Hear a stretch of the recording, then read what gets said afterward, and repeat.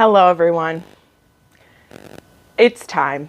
The day has arrived for us to start the reviews of Bridgerton, a series inspired by The Bridgertons by Julia Quinn, which I have loved this series since I was 16 years old. Many have loved it a lot longer than me, but I just can't believe that this day is happening. I can't believe that Netflix picked up a historical romance series. I can't believe that Shondaland made it.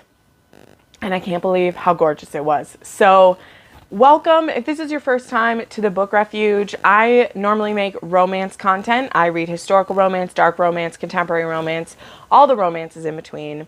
And one of my longtime loves is Julia Quinn.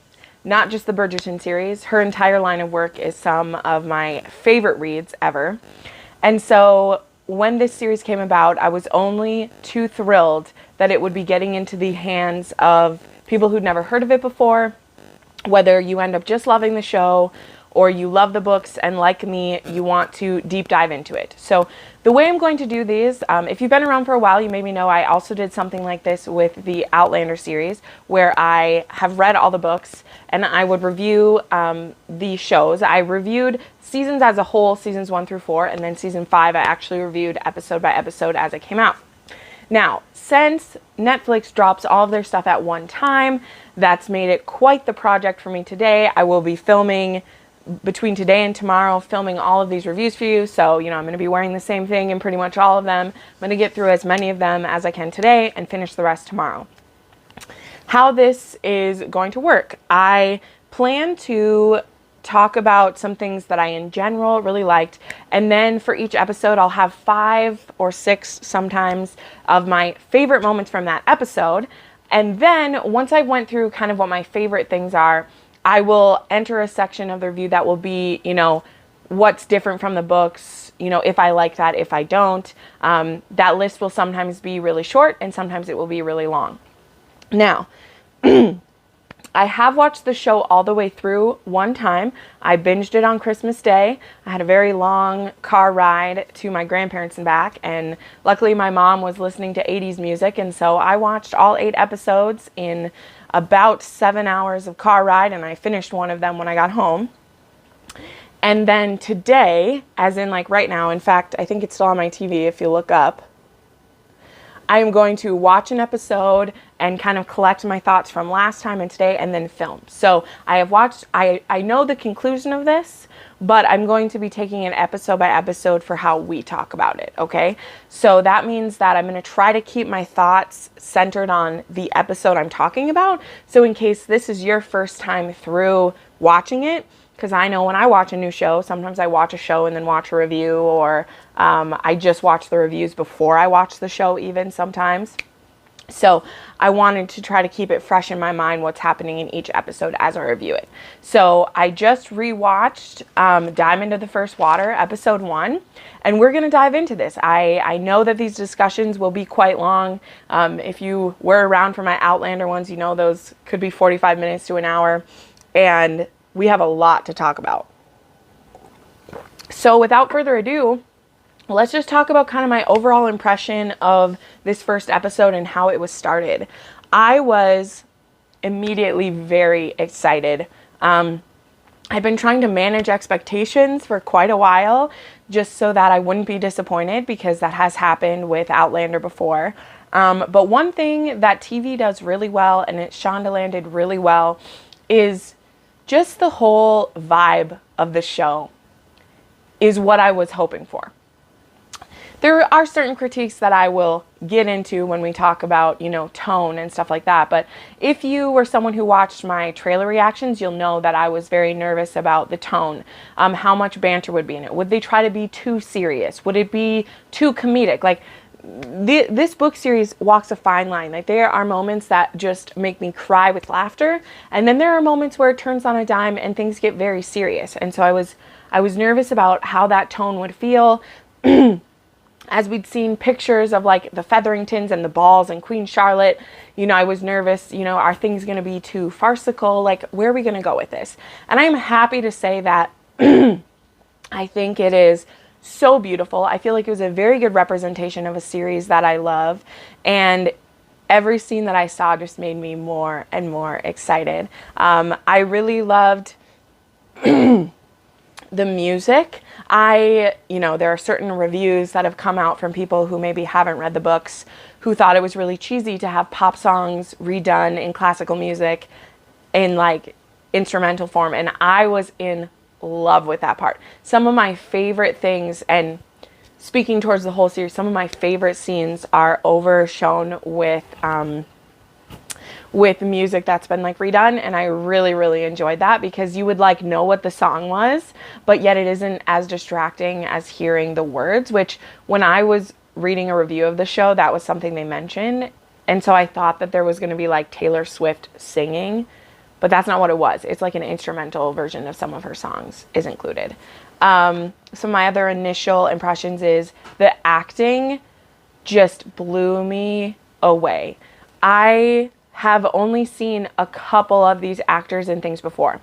Like, I believe that I have seen, and I know some other people watching have seen these people in other things, but me personally, the only characters I recognize Mr. Featherington. I don't know what I know him from, but he has that face of like, I've seen him in other things. And then the woman who played Sienna, the opera singer, she has been in Poldark, as well as she was in another show that I watch as well. So I actually recognize Sienna. And I was like, oh my gosh, which I'll get to that. But it actually made me feel more for her, because it was an actress that I was familiar with her. So I was actually rooting for her more than I'd like to admit. But we'll get there. Yes, standout acting for me. We haven't seen her best yet because in some further episodes, but I immediately loved Lady Danbury. I love her intro. I love the rich, beautiful colors that she's put in. I love her cheekiness. Oh, she's just fantastic. And I loved the family vibe. I loved the opening scene where we get to see just a little bit of each of them. I love that Francesca was here. Somewhere along the lines, it got shared that we wouldn't see Francesca at all. And I don't know where that rumor got started. I think it had to do with the day that when we saw the picture of the family, and the picture of the family where they're all standing on the steps. Francesca wasn't there. Actually, Violet was. But we do see Francesca. Specifically, she's in this first episode, and then they say she's like gone for a little bit. And I think they mostly have her be gone just because there's not much that the younger kids really do in this one. It's pretty much Eloise and older that we're seeing do anything in this season. So I can understand it's like, well, we have that actor cast so that we can do stuff with her, but we know that by the time we get to Francesca's story, there's going to be a different actress playing her if we get there. I hope we do. So that was nice, because somewhere along the line I'd heard that she wouldn't be there, and that's actually something that then I kept saying because we hadn't seen any pictures of her, but she does exist. I've seen her. Francesca's here. Yeah, so those are some of the like standout things just like overall. So I'm going to go ahead and dive into the moments that I liked moment by moment. And through those moments, we're going to kind of work our way through the episode with my top moments. And then we'll get to the book things that are different. So these top 5 moments, to me, it doesn't matter whether they are book accurate or not. In general, things that I like are probably going to be the book accurate things, but I also think the show has some scenes happen that you can infer probably happen in the book. That's something that I love when book to movie adaptations or book to show adaptations do that, where there's conversations that an author didn't write, but you know that they had to happen at some point. And so that made me really excited. So walking through one of my first favorite moments, and these aren't in order of my favorite, they're in order of like how they happened in the show, because that's how I was writing it down. So one of the first ones for me was when Simon shows up at Lady Danbury's house, having been out of the country for a while. And we immediately can tell that these two are really close to each other. We know that Simon's mother is dead, and he's back into town now that his father has died, and he's in town to take over he's here to settle his father's affairs, and then he wants to get into London and get out because he has no good memories of this. He doesn't want to be there. He doesn't want the fortune hunters and the mamas coming after him, and he wants to get in and get out. However, the one person that Simon has a soft spot for is Lady Danbury. And he pretty much will do whatever she wants him to, which I love. Number one, I love a man who respects an elderly woman that way. And also Lady Danbury just like will not put up with any shit. So one of my favorite things is right off the bat when he's like, I'm sorry, please accept my, my rejection of this. And she's like, your kid, they're denied. You're coming. You owe me this. You're going to show up at this ball and you'll be okay. You can withstand the mamas. You'll be okay. And I just love the whole time that Simon is kind of just like, dang it, I knew she was going to make me go. And I just love that because you can tell they have such a great relationship. And I can't wait until we get to see more of that. Then the next scene that really stood out to me. So after the like horrendous ball and just everything going really badly, we have this scene with Daphne and Antony in the park. So we get to see them going for a walk and he's talking about like, I'm trying to make sure you have the right husband, like I'm trying to do my duty. And Daphne really calls him out and she says, well, what about my duty? Because it seems that our duties are in conflict with each other and like you have other options. You get to say what you want. You can choose to not marry someone. I am nothing if I don't have a husband. My worth is what my husband makes it. And you preventing me from having a husband, you are going to make me worthless if I'm not able to marry someone. And I would like to marry, for love. And if you won't let me get to know anybody, you're kind of taking that chance away. I definitely have a lot to say about Anthony in the book accurate part. So just know I'm mentioning moments with him as my favorite, but we will talk more about him when we get to the book accurate parts. But for a TV show wise, I really liked this moment. I really like how, you can tell that Anthony is strained under the weight and really his only form of release, literally and figuratively, is his times that he gets to have with this opera singer who we all kind of know there's literally a ticking clock, and that I love the symbolism of seeing Edmund's watch. Viscount Bridgerton, his name was Edmund, the former, and he's always looking at that clock, and it's almost like you can hear the clock ticking before Antony will need to see to his duty. And so I really love that symbolism getting put in. Antony is one of my favorite Bridgerton characters, and so his journey, it's going to be great. It's going to be good. So, and speaking of that, the next one I want to mention is Simon and Antony meet at the club, and Antony is being like, come on, don't you want a wife? And Simon is reiterating like, no, I'm not going to marry. I'm not going to have kids. It's not happening. But then Simon turns this around and he says to Antony, like, you are the firstborn son of a firstborn son going back for 7 generations. Is it 7? I can't remember. When are you going to do your duty, or are you just going to keep fucking opera singers and not get your house in order? And so it's really funny because this episode really does come down to duty in a lot of ways, because it's showing the parallel between a woman's duty and a man's duty. And at the time, they both feel just as trapped by it. And I think that Antony has just kind of been locked in being really stupid about the fact that he thinks his duty is so much more important and more levity than everyone else's.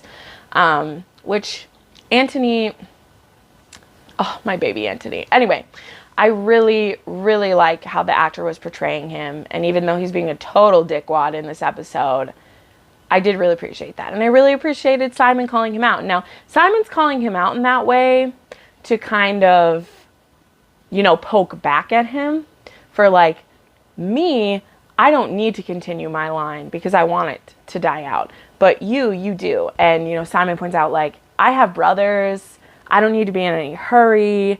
If I fail to do my duty, my brothers will do it and it'll be fine. And I just really appreciate, too, seeing how Simon's no dummy. And he knows that Antony is trying to kind of brush off while at the same time being really hypocritical about it. So it's very interesting. I like that a lot. Then I really loved the Bridgerton dinner, and we got to have the famous pea scene. Now this is kind of taking place at a different time than in the book. We're not at the book inaccuracies or anything, but he really came to dinner, and it's supposed to be a mix of, Antony had wanted him to come have dinner with them at some point, but then Lady Bridgerton is really trying to, between Lady Danbury and Lady Bridgerton, they're kind of trying to push Simon and Daphne together. Because, you know, there's no husband like a reformed rake. They make the best husbands. That's a line from the book. I don't remember if it was said in the episode or not. But he comes to dinner, and we get to see all of the Bridgertons there together, and it's so cute. And we get to see just kind of the banter that's happening. And Daphne and Simon are seated by each other, and they have lots of banter going back and forth. And there's the Gregory shooting his peas across the way to Hyacinth, and it's going back and forth. And it's just so sweet, because I think for me, some of the best moments in any of these episodes are going to be when the family is all together, because the Bridgerton series for me is about the family, and my favorite books in the series are the ones where we get to see that on display. And so I'm very excited for more of those. But that scene had to be on there. Like, it was the one we saw a clip of it already, knew it was coming, but seeing it in the context of having seen more little snippets of them already, it just made my heart really full and really happy. It was really great. Then, so I do actually have 6 top moments for this one, even though I just said top 5, because the next one I want to mention is I want to mention Violet and Antony, because now after this dinner and Antony sees what his mother is doing, that he's trying to push these two together, she goes into his office that night, and they kind of have a little bit of a fight where Antony is like, I know him. I'm best friends with him. And it's not going to happen. Like, stop pushing them at each other. Like, I am the one in charge. I'm responsible for Daphne. I'm responsible for you. And Violet kind of lets him have his say. And then she's like, you know, if you want to talk about duty, what are you doing with this opera singer? Do you want to be a big brother, or do you want to be the head of the house? Because if you're the head of the house, you need to stop messing around and start making the right choices. And I really like that, because we've seen Antony just trying to like run roughshod over everybody while still having his pleasures and doing what he wants to whenever he wants to. And obviously in this episode, we will see him do something about that. And like I said, I was more attached to Sienna already than I was expecting. And I think I'm attached to her because as a book lover, I don't believe it will last. And I mean, we do see them break up at the end of this. So I think that's why I felt for her is I've read a lot of historicals, and I know the kind of position that Sienna is in. So to go from being in the arms of Viscount Bridgerton and being cared for like that to having him have to leave her to do his duty, I can see why that would be painful for her and very scary, very scary. But yeah, I really love that Violet gives him the what for, and I really, really appreciated that. And so the last favorite moment, I mean, this is the pinnacle. We are about to get our point of season 1, the point of the Duke and I, which the first season is based on. And that is Nigel Berbrook has been, Daphne has been told that she's supposed to marry him. And so she runs off to the gardens to like get away, and Nigel follows her, and he tries to push himself on her. And Simon ends up seeing this and starts running up. And before he can get there, Daphne punches Nigel in the face, which knocks him out. And then through this moment, Daphne starts kind of freaking out, realizing what she did and that it was a really stupid idea. And Simon is just like really impressed that she punched this guy and knocked him out, as well as is like, you know what, maybe we can help each other. So we get the premise of the Duke and I laid out. We get this fake dating arrangement set up, and Simon asks for her to join in this bargain with him that he will pretend to be courting her, and so she will get men interested in her, because every man loves when a woman is like shown attention by other men. Yes, Simon, it's a really good idea. And then he will get Mama's leaving him alone because it'll look like he's already attached to someone. That's his plan. That's what he hopes for. And so this episode, you know, kind of ends with them having this beautiful dance, which is a scene that we'd seen clips of, and it was beautiful. Like, again, the set and the style of it is just absolutely gorgeous. And so it was a standout moment because we get the setup of the Duke and I and what their bargain is, and we'll see what's going to happen to them. But I just thought it was beautiful, and it was a great way to set up the rest of the season. Okay, so those were my top favorite moments. So now we're going to talk about some book accuracy and missing moments and things that are additional. And so I have quite a list for this. And so I understand if you haven't read the books and you don't care about those, that's fine. Make sure you let me know what were your favorite moments from this episode, which things stuck out to you. But now I'm going to go over some things that none of these things like really bug me. And again, I think they might more if I hadn't watched the entire season before we started these reviews. But because I know what they're like, where they're going now, these are just more things that like I noticed, okay? So again, starting at the beginning of the episode. So this Duke and I is starting at the beginning of Daphne's very first season. Now, according to the book, Daphne had already had a couple seasons. And in fact, she'd had quite a few proposals. And Anthony has been letting her take her time picking who she wanted to marry. He has been the one refusing proposals for her if she didn't want them. He actually refuses Nigel Burbrook in the books very strongly. He's like, I'm really glad she chose not to marry him because he's an idiot. And he has been a supportive brother. And there's actually a line in the book where he's talking with Simon. And Simon's like, wow, you're letting her be really picky. That's really good of you. And Anthony says, well, Daphne's been a good sister, so she deserves the best. It's the least that I can do. Daphne is a lot younger in the show. Not a lot, but she's a couple years younger in the show because, yeah, this is her first season. You can tell that. I don't know what age they're going for with her for this. I feel like they're saying 18. Usually your debut season is usually anywhere 16, 17, or 18. I'm assuming they're going with 18. In the books, I believe she is 21, and so she's had a couple seasons.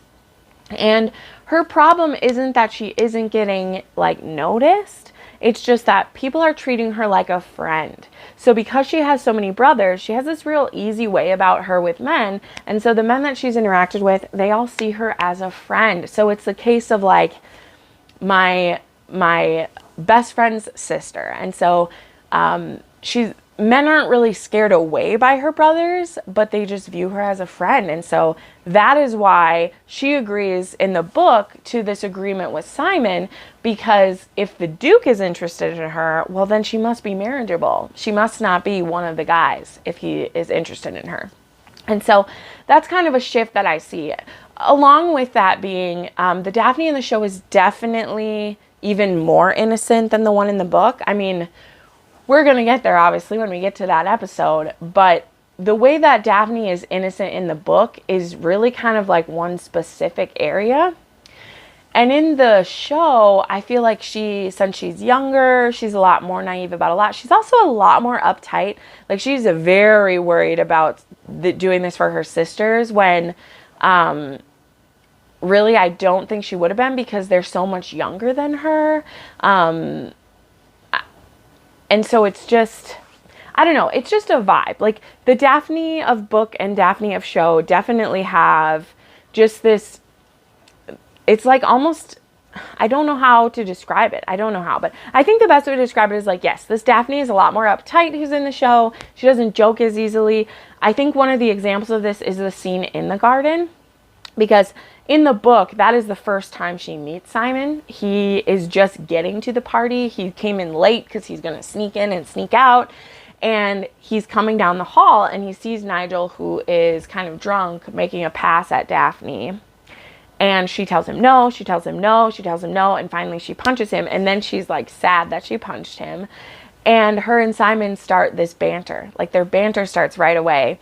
And she's like, oh, but don't hurt him. And he's like, the dude was assaulting you. And she's like, I know, but he's had too much to drink. And so they definitely have this. And Simon is just captivated by her instantly. And they become friends almost instantly. And it's, once he finds out who she is, he's like, oh, I shouldn't have any feelings about this person because it's my best friend's sister. But there's just something, the Simon in the show, he's still very sexy, very suave, but he starts as like judging Daphne as coming after him right away. And she like continues to prove him right.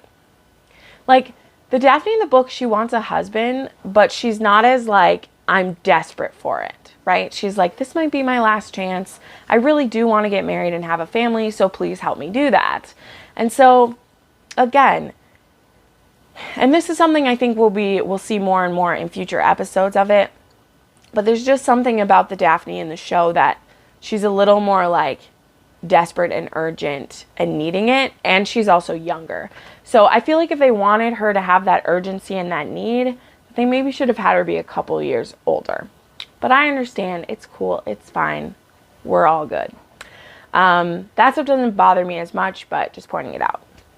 Again, yes, Anthony. So Anthony, we all know it. We all heard it. Some people are very upset about this, about him having someone in the beginning. And I'm not, because there's a reason why Anthony thinks Simon is bad news for his sister. And it's because they went to the same brothels together. They caroused together in college. They are both rakes together. They are both rakes.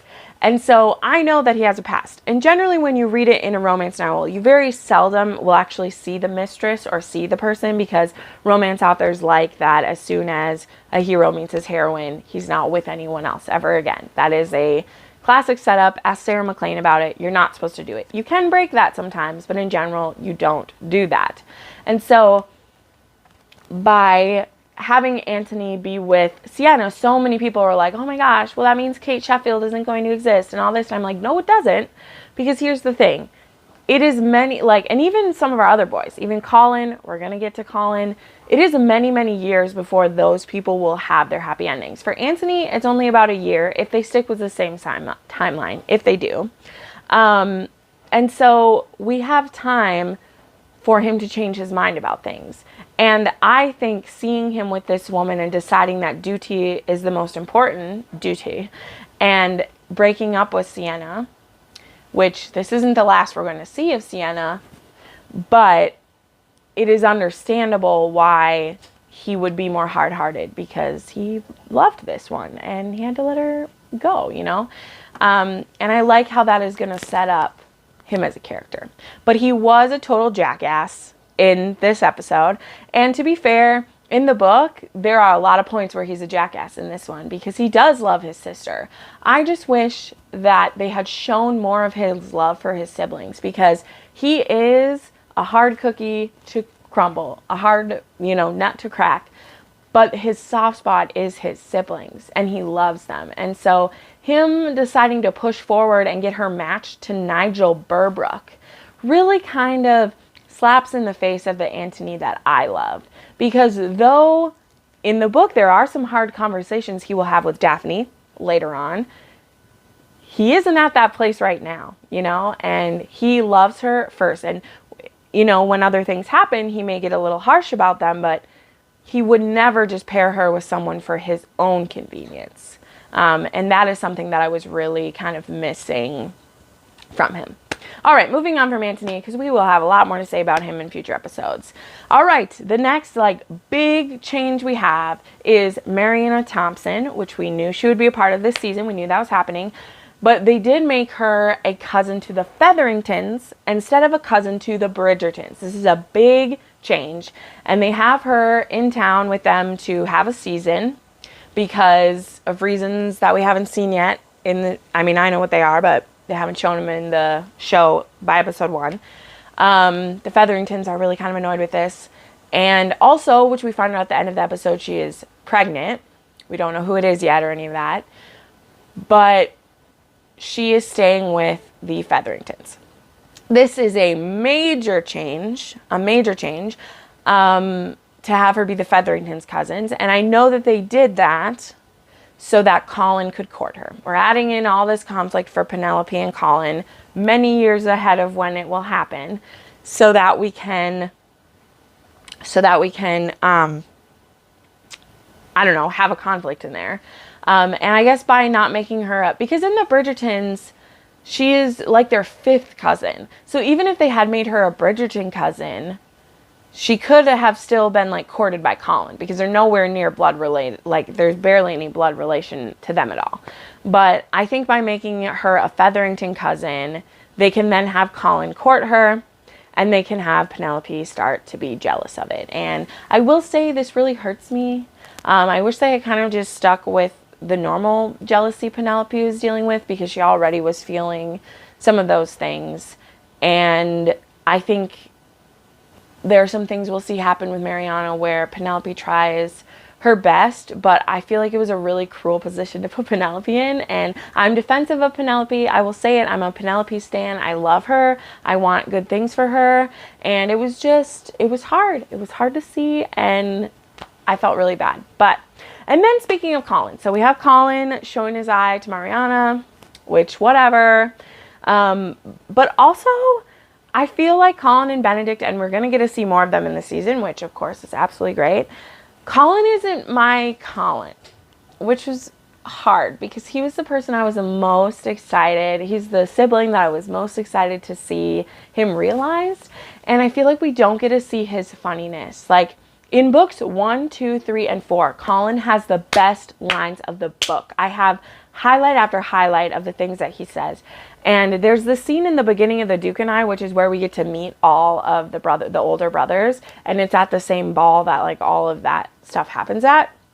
But we have Benedict and Colin and all of them, and there's just this like quip off between all of them, and it is quintessential Bridgerton. And I feel like we see Colin and Ben, we get to see a little bit of some cute stuff, but mostly we just see him immediately being taken with Marianna. And I'll tell you, throughout this series, like the storyline with Colin and Marianna and Penelope is probably my least favorite thing that they put in, which is hard because I mean, I know I'm not alone. I know a lot of you weren't a fan of it either, and I'm excited to see why you think that and everything. But yes, and we do find out that Marianna is pregnant at the end of the episode because she's been living with them for over a month and she hasn't had her period yet. And Featherington knows about it, and we'll see what's going to happen with her. So I'm not really happy about that change. You're going to see that as a theme as we go on. My least favorite parts of all of the episodes have to do with that storyline. So, yes. And then the final thing I kind of want to mention as a pretty big change is Daphne and Simon and their interactions together. And this is something we'll see continued, of course. I feel like they've made them a little too adversarial with each other. And I guess maybe they thought they wanted this to be more enemies to lovers. And to me, that's not how the book reads. The book reads that they are friends to fake dating to lovers. And I don't see the friendship at all, at all. It's very like, help me with this. And then I think maybe they think sexual tension between enemies is better than with friends. But I love their friendship in the beginning of The Duke and I. And it's what makes the betrayal later on so much harsher, because they had such a sweet friendship and things go wrong. So, all right. Well, that was the first episode. Those are my favorite parts of it, and those are the book missing moments and inaccuracies that I noticed. I know there was a ton. I didn't even really touch on Queen Charlotte. I'm kind of saving that for probably the next episode or the third one, where her interventions get a little more excessive. But yeah, I mean, I love this show and it's so much fun. So I'm going to go back to watching episode 2 and come back to film episode 2. So make sure that you like and subscribe for all these. This is going to be the week of Bridgerton. So there'll be one of these reviews coming out every day this week. And then I will probably have some wrap-up content coming a little bit later on once more people have seen it. But thank you so much for watching this. And yeah, have a happy new year, everyone.